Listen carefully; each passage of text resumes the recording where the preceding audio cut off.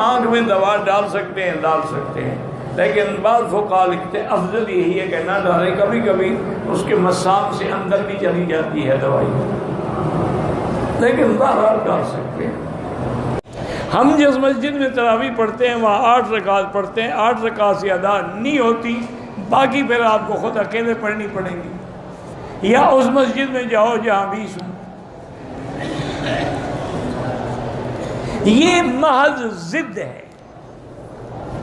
ورنہ جس بات پہ امت کا تواتر اور تعامل ہو جائے اس پر نہ کوئی سند کی ضرورت ہوتی۔ اب دیکھو سورج نکلا ہوا ہو تو اس میں سند کی ضرورت ہے کہ جی سورج نکلا ہے یا نہیں نکلا، نکلا ہوا ہے۔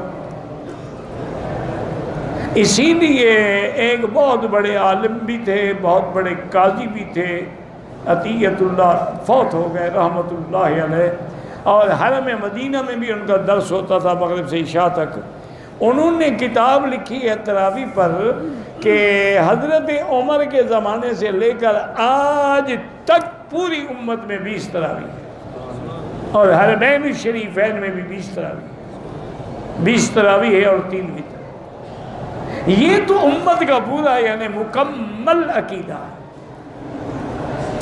اچھا، وہ جس حدیث سے حجت پکڑتے ہیں 8 رکعت، وہ تہجد کی رکعتیں ہیں، وہ تراویح کی نہیں ہیں۔ اور تہجد میں یہ ہوتا ہے کہ 4 رکعت بنا کے پڑھیں۔ کان یصلی اربعن، بی بی عائشہ فرماتی ہے حضور 4 رکعت، اور پھر آپ کی نماز کا کیا کہنا ہے، وہ کتنی خوبصورت نماز ہوتی تھی۔ تراویح میں 2 رکعت ہوتی ہے، تراویح میں ہر 4 رکعت کے بعد ترویح ہے، آرام ہے، اس میں تو ترویح نہیں ہوتا ہے۔ اور پھر تہجد کے لیے تو رات کا آخری وقت افضل ہے، اور تم تو اول وقت میں پڑھتے ہو، یہ کہاں ہے؟ تو اس لیے بلا وجہ ضد کا تو کوئی علاج نہیں ہے۔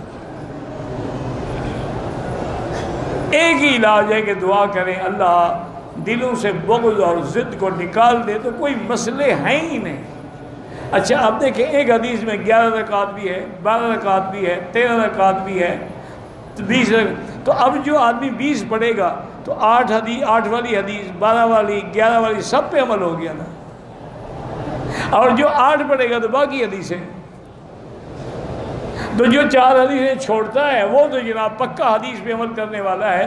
جو ایسا عمل کرتا ہے کہ ساری حدیثوں میں عمل، جو کہہ دے نہیں جناب یہ دیکھو یہ تو ونفی ہیں،